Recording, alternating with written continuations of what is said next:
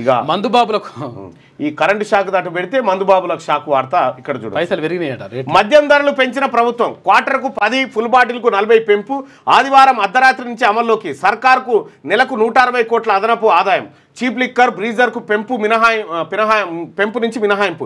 ఫిబ్రవరిలో బీర్ల ధరలు పెంచిన సర్కారు. మందుబాబులకు ప్రభుత్వం షాక్ ఇచ్చింది. రాష్ట్రంలో మందుబాబులు మీరు ఎన్ని షాకులు ఇచ్చినా మందుబాబులు తడిసేది లేదు, బెదిరేది లేదు, అదిరేది లేదు.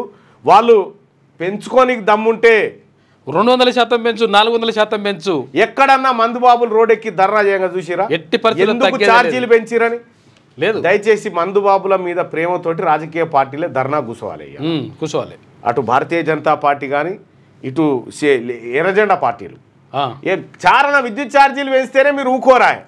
ఇక ఇంతగానం ధర పెంచినప్పుడు మీరు రోడ్డు ఎక్కాలి కదా. వాళ్ళు అంతో ఇంతో ప్రభుత్వాన్ని నడిపి నారాయణ గారు, రాఘవులు గారు మీ అనుభవం అంతా ఇక్కడ రంగరించాలి కదా. ఇప్పుడు మందుబాబుల పరిస్థితి ఏంది మరి? వాళ్ళ నుంచి అయితే డిమాండ్ లేదు. ఎందుకు పెంచిన ఏం కథ అని ఏం తప్పింది కదా, పెంచుకోపో బతుకుపో అన్నట్టుగా వాళ్ళకు, బతుకుపో బతుకని అన్నట్టుగా వాళ్ళ పరిస్థితి. సల్లటి వీరైనా సరే ఇది రాష్ట్రంలో మద్యం ధరలను పెంచింది. క్వార్టర్కు 10 రూపాయలు, హాఫ్కి 20 రూపాయలు, ఫుల్ బాటిల్ 40 చొప్పున ధరలు పెంచుతూ ఎక్సైజ్ శాఖ ఉత్తర్వులు జారీ చేసింది. ఈ ధరల పెంపు వల్ల ప్రభుత్వానికి నెలకు 160 కోట్ల మేర అదనపు ఆదాయం లభించనుంది.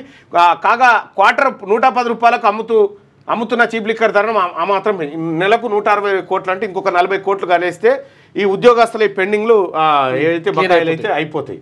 సో దయచేసి ఎవరైతే మద్యం ప్రియులారా మీరు మనసు నొచ్చుకోకండి.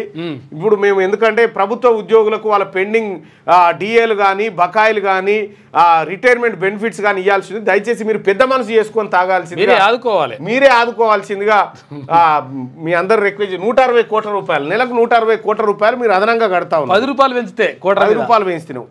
10 రూపాయలు పెంచితేనే 160 కోట్ల అదనపు ఆదాయం అంటే చిన్న మాట కాదు.